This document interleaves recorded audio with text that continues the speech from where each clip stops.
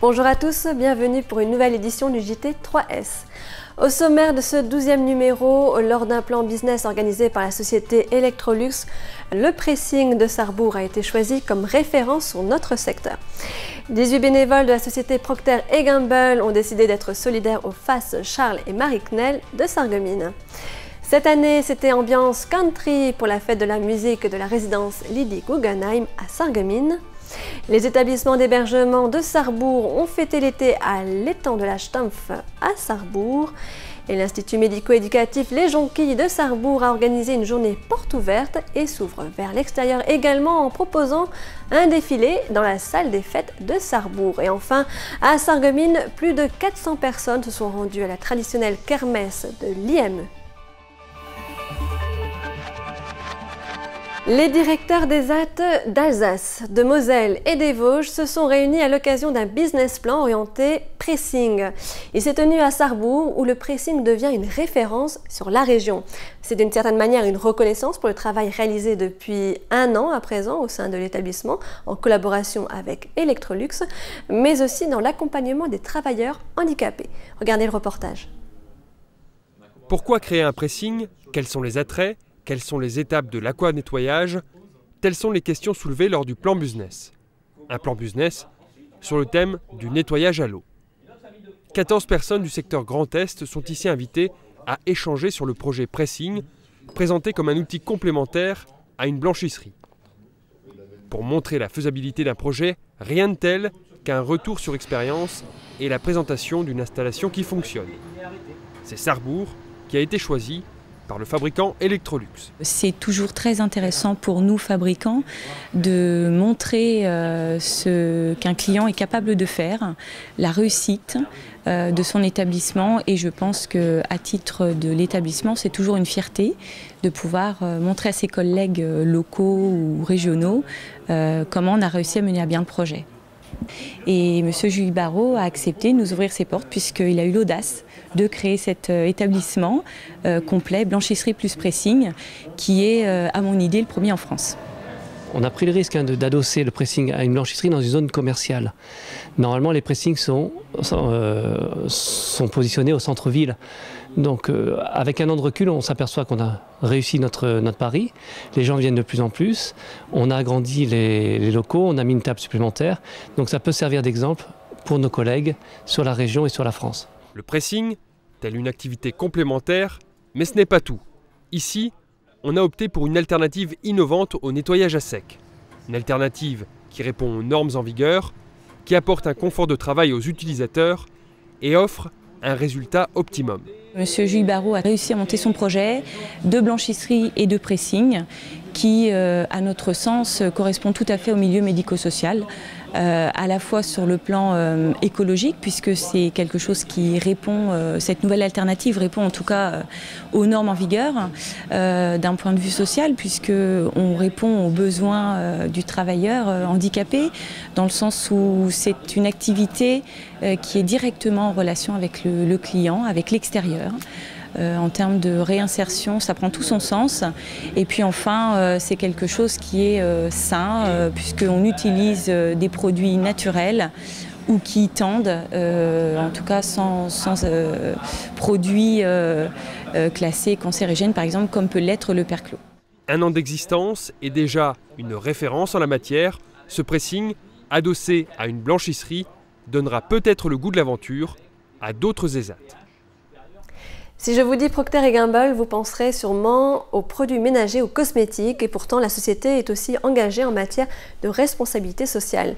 Pour la première fois, l'entreprise de Sarreguemines, Vela, du groupe Procter & Gamble, a participé à une journée de solidarité, une manière de développer son ancrage territorial. 18 bénévoles ont décidé d'être solidaires aux FAS Charles et Marie Knell de Sarreguemines. Ils se sont répartis sur les 2 sites du FAS pour répondre à un besoin exprimé. Au FAS de nuit, accompagnés de résidents du FAS, ils ont travaillé à l'embellissement des extérieurs.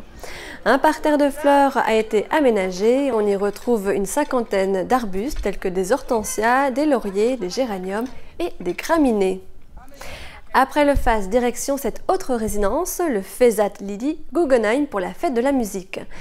Chapeau de cow-boy, foulard autour du cou, Santiago, nul doute, le thème de cette année est la country.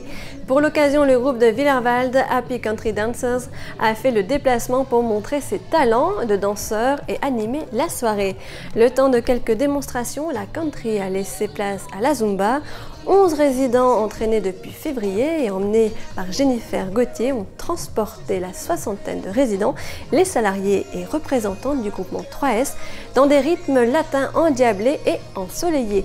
L'objectif de la fête de mêler convivialité et moments de détente a incontestablement été atteint. L'animation a été assurée par DJ Julien du Satmo de Sarreguemines qu'on a retrouvé à la grande fête d'été des établissements d'hébergement de Sarrebourg. Il s'agit de la deuxième fête de l'été avec les 4 foyers du pôle d'hébergement de Sarrebourg.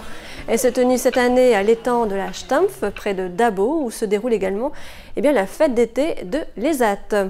La pluie n'a pas entaché cette journée conviviale et festive. Repas, danse, jeux en bois, concours de pêche à la truite ont permis de faire une pause commune au milieu de la nature et de créer des liens entre résidents, éducateurs, familles et amis. En tout, 156 personnes étaient de la partie, c'est un peu moins que l'an passé. Il faut dire que le même jour, l'IM de Sarrebourg ouvrait ses portes. Et cela faisait justement 6 ans qu'elle n'avait pas eu lieu. L'Institut médico-éducatif Les Jonquilles de Sarrebourg a organisé une journée porte ouverte, autrement dit une journée de communication et d'ouverture vers l'extérieur. Au programme, visite de l'établissement, rencontre avec les professionnels, animation musicale, vente et restauration sur place. Reportage. La meilleure manière de comprendre ce qu'est un IME, c'est de venir voir de l'intérieur ce qu'il s'y fait, en passant par les classes, les ateliers ou encore l'internat. On a souvent la réputation d'être un établissement relativement fermé et donc c'est l'occasion de démontrer le contraire. Je pense que ça participe de faire tomber un petit peu les représentations sur ce type d'établissement et de rassurer les gens qui pourraient éventuellement envisager de mettre leur enfant à l'établissement. On a une école, on a des ateliers, on travaille l'autonomie, la socialisation, l'insertion professionnelle. On les prépare vraiment à l'avenir. L'avenir de Laura commence ici, à l'atelier d'approche au travail où elle fait des bouchons. Aujourd'hui, elle est accompagnée de sa famille qui se prête avec amusement à l'exercice. Quand elle m'a invitée, j'étais surprise.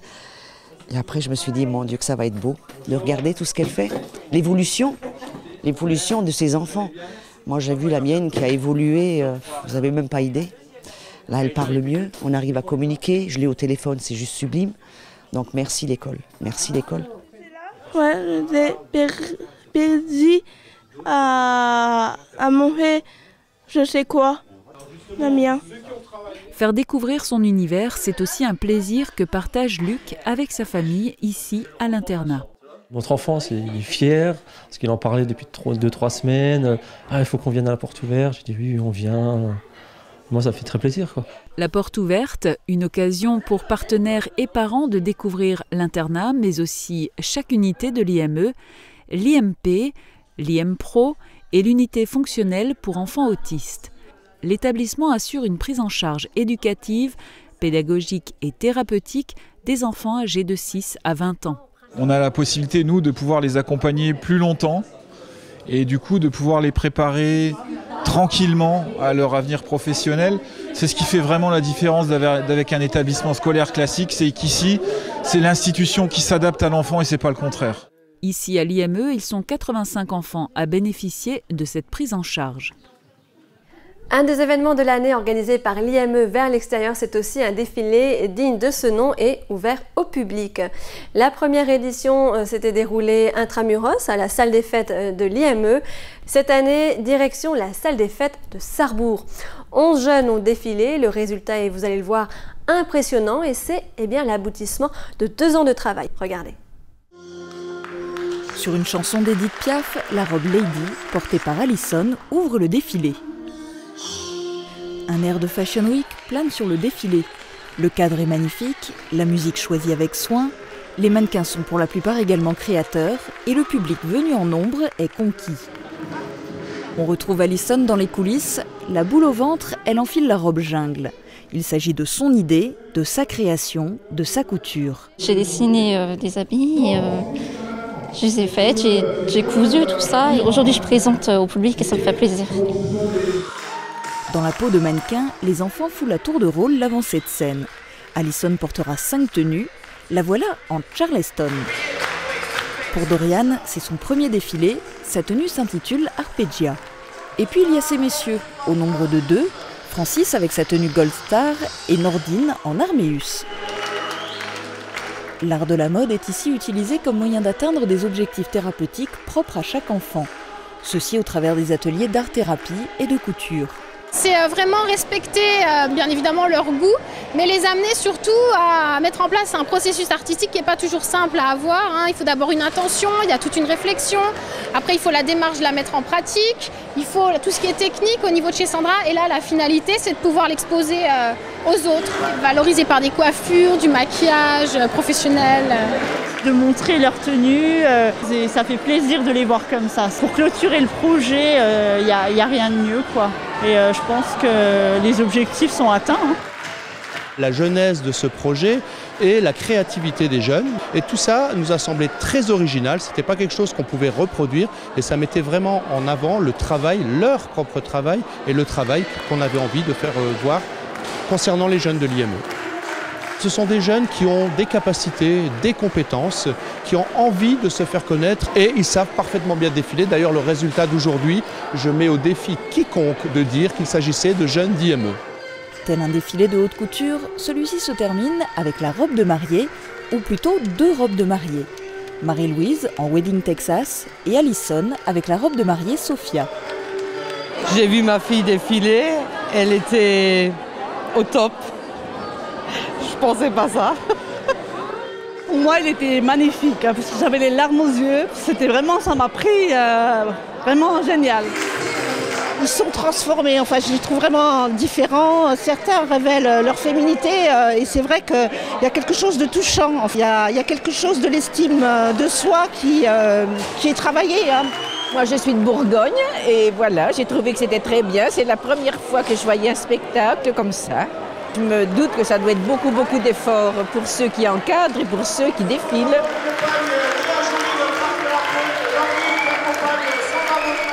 L'IME de Sarreguemines aussi a ouvert son établissement sur l'extérieur.